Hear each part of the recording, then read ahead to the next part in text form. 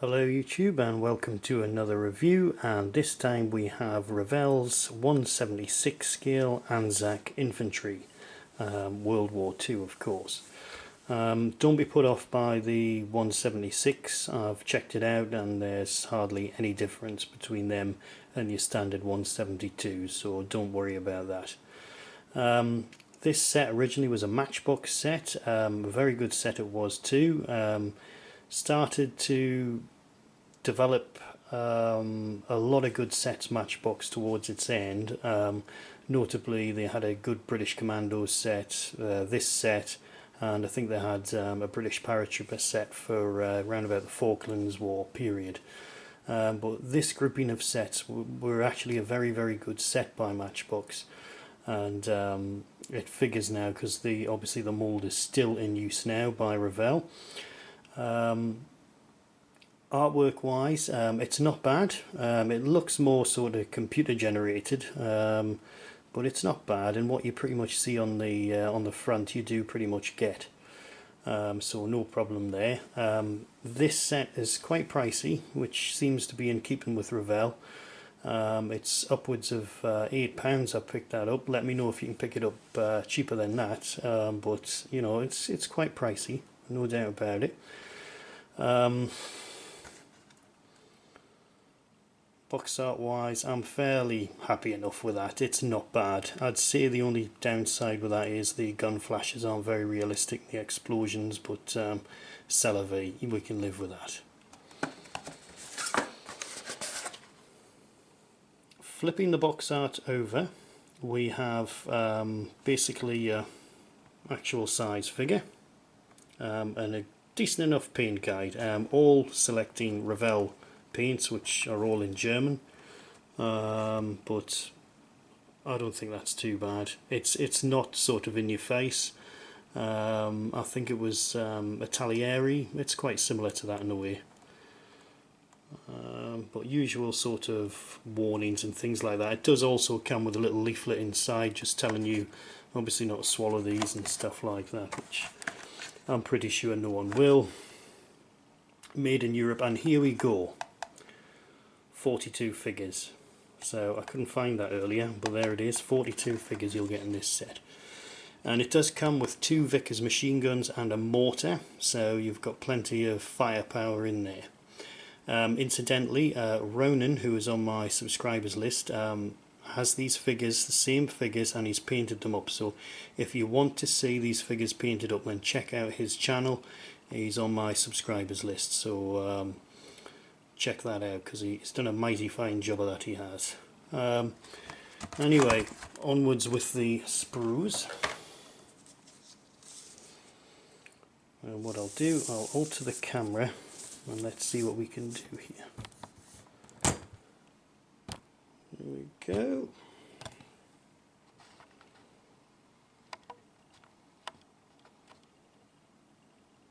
And that's it.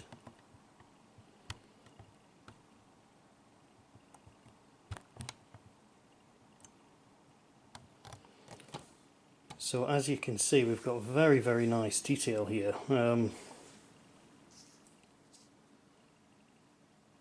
mean, look at that, you can quite clearly see he's got a Thompson. He's got his hand in the air signaling, come on lads, let's advance or hold your position, one of the two. Lovely detail on that Bren, absolutely no problem with that. Standard British sort of style patent army clothing. It's got the Australian slouch hat. Everything looks as it should be. A little bit flashy, you'll probably see that there, it's a little bit flashy. Nice one of a guy running, and he's got his bayonet fixed. Radio operator there, and the nice aerial on that, which sometimes they have trouble doing with these 176, 172 stroke kits. And there's our chap again just signalling.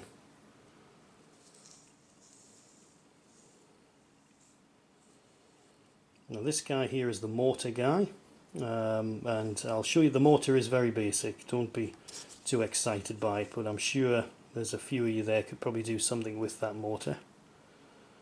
And there's the rifleman there. I don't understand the extra bandoliers plus the British style patent ammunition packs. I don't know, it looks quite excessive, but then again, if you're in the jungle, ammunition is going to be your lifeline really. You'll have to rely on airdrops probably, so that's probably the reasoning behind that. The uniform does look correct to me. I've checked the books. Flashy, bit flashy on the bayonet, but you know, these are really slender sort of type figures. Thompson again, and that's a really good. See if I can get a bit more on this. It is a new camera, so just bear with me. It'll be a while before I'm practice with it. That's really, really good. Look at the detail.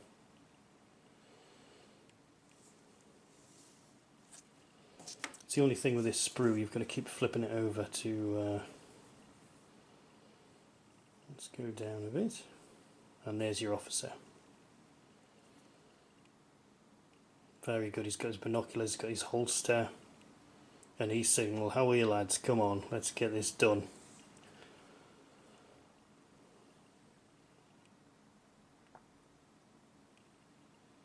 Bit flashy, but very nice figure.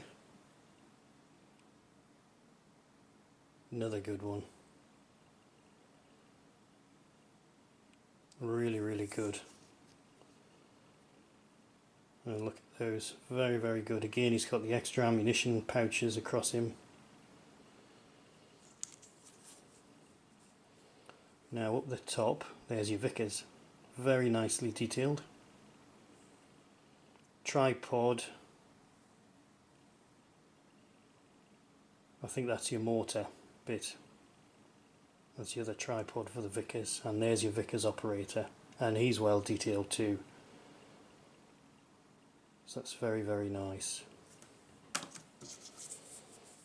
Coming from the back, see the strapping, very, very good. He's sitting on a box, which helps, obviously helps Matchbox stroke Revell in the position of the figure.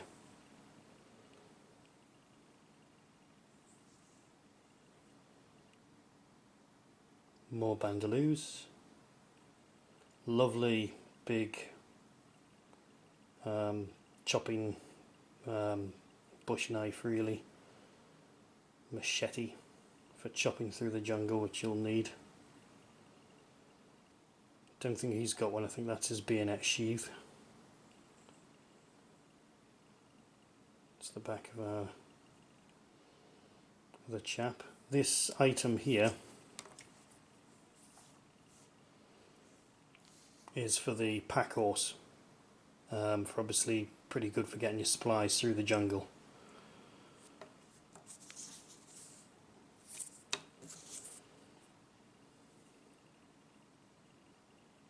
There's your radio operator again from behind. See that? See his boot? See his shoe?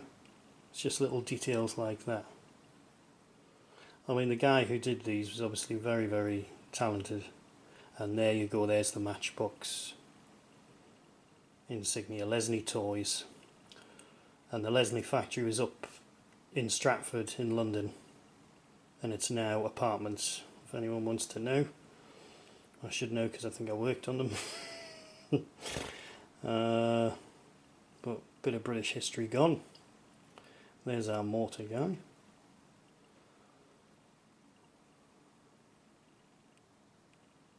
But very, very nice set.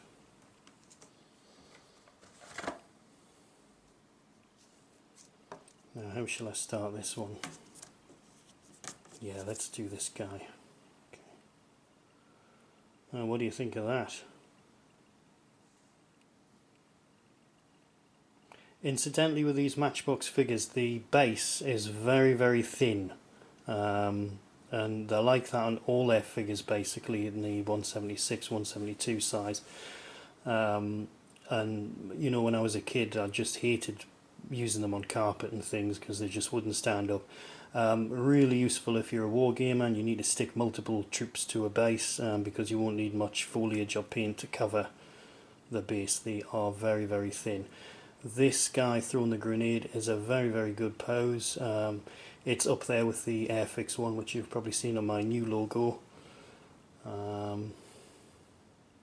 This is your guy crawling, but bags of detail. And look, you'd hardly notice him, but that's a Bren guy. He almost quite similar to the other guy. And you've got two of those.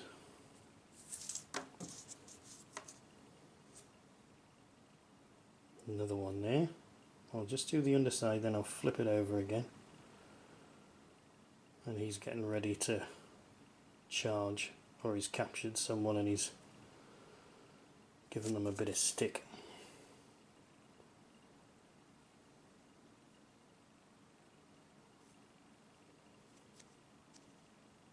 It's our wounded guy.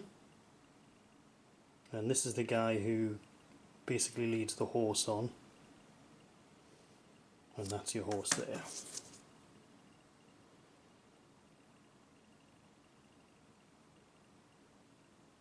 Very nice. Well, it's a mule, I think. I'm not too good at identifying animals, but I'd say that's a mule.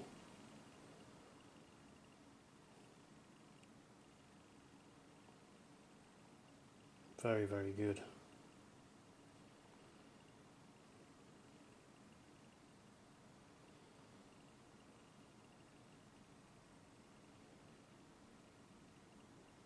Yeah, this is a really good set.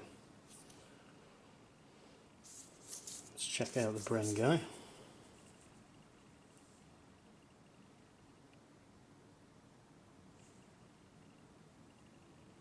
Yeah, there's a Bren.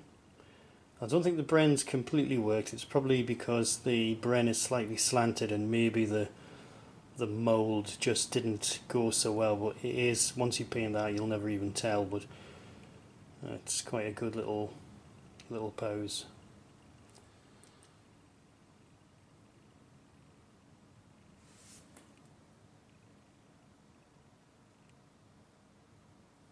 Don't know what that is. He's reaching for, sorry I took that out of shot, he's reaching for something there.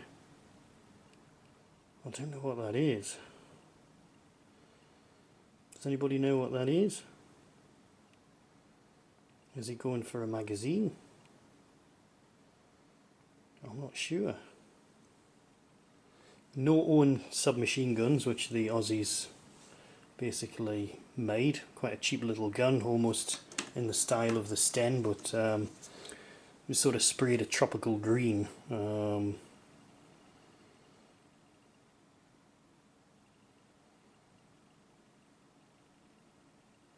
But really, really nice.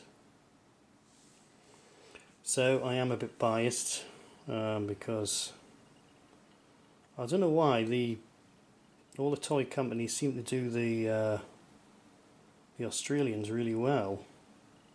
I mean, is there a bad Australian set out there? I don't think there is.